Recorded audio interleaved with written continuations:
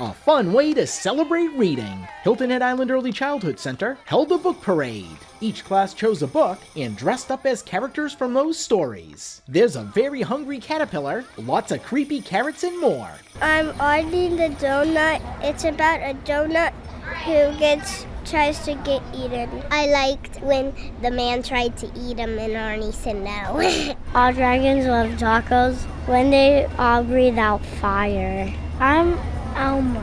I'm from the book Where the Elmer, and he's the colorful colors.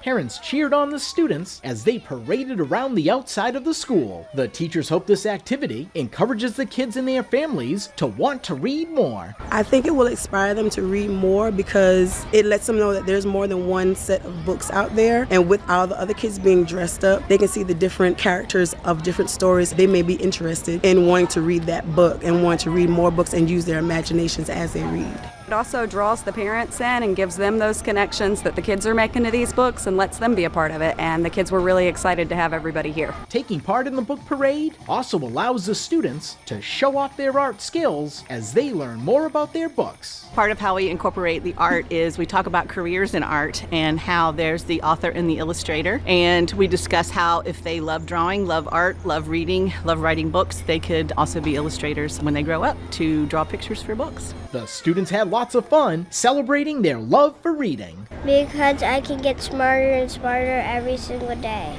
Because books are fun. More than 20 books were represented in the parade. At Hilton Head Island Early Childhood Center, Ron Lopes, Beaufort County School District.